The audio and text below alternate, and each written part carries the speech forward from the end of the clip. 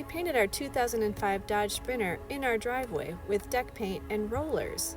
In this video, we'll show you how it turned out and how we did it.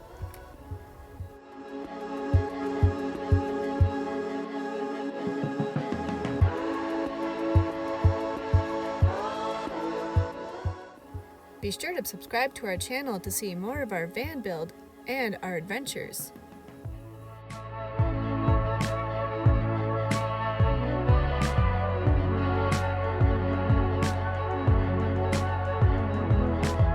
So what we worked on today is grinding down anything that was rusty.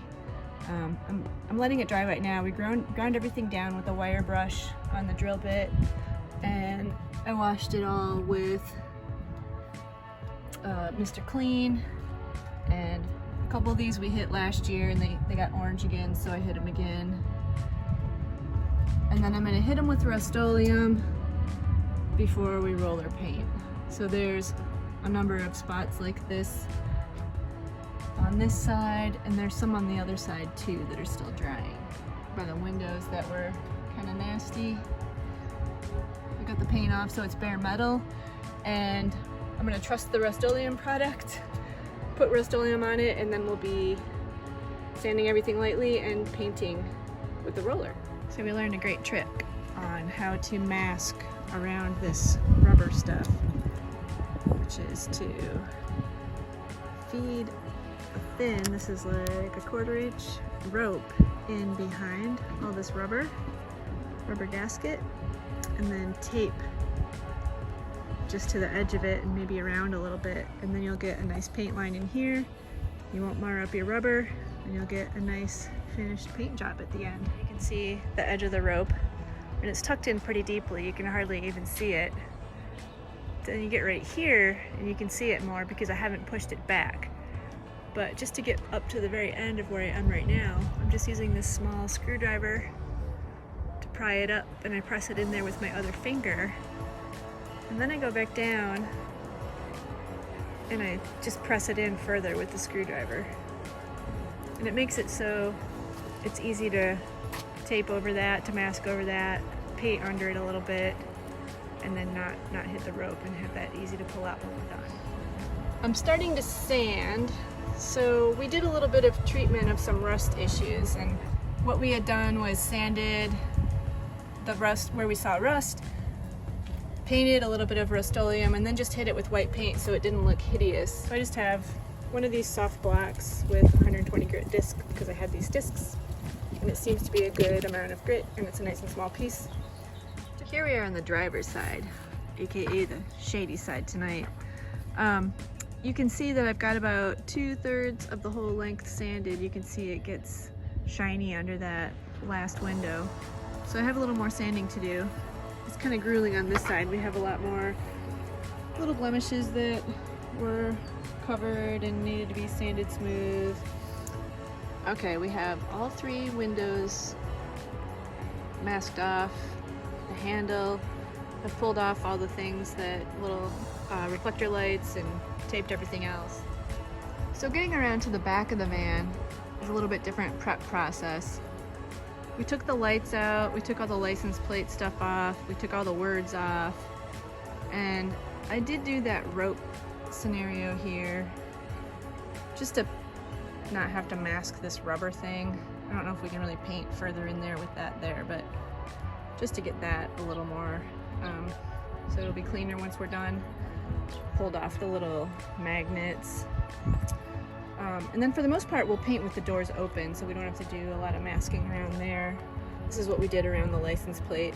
We just have this covered right now. I taped those guys. We covered it just to remove all the goo from the Dodge logo. We pulled the brake lights off and cleaned those. Reinstall those when we're done. We actually have a couple layers of paint, and I have to say it looks really good. We just used the foam roller and deck paint because it's a really durable paint, and it's almost perfect if you look at it from 10 or so feet away. I'm gonna come in here with some light sanding, and I think one more layer should probably do it. Then on to the other side. Holy cow, is this looking good. So by the time we got to the driver's side, we started on the passenger side, we, meaning Corey, figured out the method to get a very consistent finish. And you can't see really anything that indicates the rolling pattern. So it looks spectacular if you ask me. We redid the hood. We had done that a couple years ago, or a year ago when we first got the van, along with the roof. So this final section is something I learned over the course of painting our van, and since we're using rollers, like household rollers, it's not the same as painting a house. You literally, the best way to make it look the smoothest is do an entire panel, or if you have enough paint, do multiple panels in one separated section like this door, because if you don't, you're going to see dried paint from the outdoor weather and temperatures, and when you look at it from the side, you're going to see different areas of dryness, even hours after it's dried. So the best way to make it look as smooth and slick as possible is to do it this way. So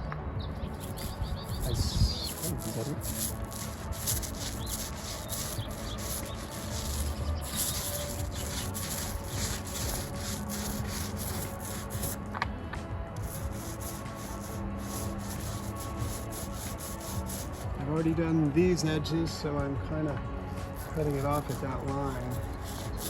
I did the trim parts with my little custom 2-inch roller. And this is my custom 2-inch roller, which they don't make. I cut one down, and it works really well. So now I can overlap a little sloppily, but I just want one solid, clean look with my big, wet, sloppy roller. So it's really wet, nice coated, and I've got to be fast. So the final part is this guy. It just produces a smaller, what I would still consider an orange peel finish. It ends up drying a lot smoother and looks a lot slicker. We're not going for that big glossy high-end auto finish look, but we do want it to look consistently. And this is the best way I found to do it. Didn't see this on a video on YouTube, learned it on my own, over trial and error.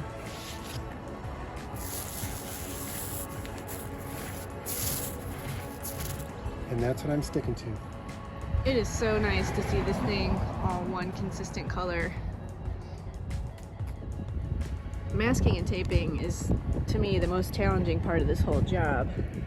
And even though we did a really careful job of masking everything, we still have areas where the tape sagged down and paint touched. So I have my little trusty baby screwdriver here that I'm kind of trying to tap this down with to make it less obvious and smoother system.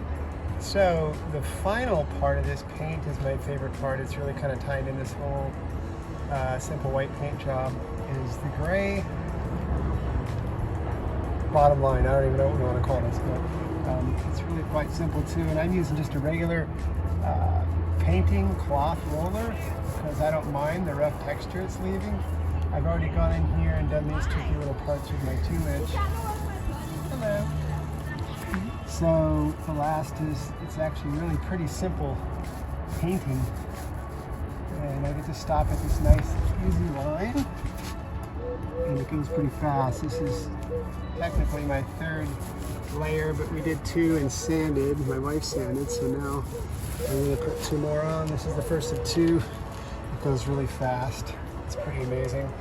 It'll dry with a little bit more of an orange peel finish than the white, I think. But it just looks tough, and I'm excited.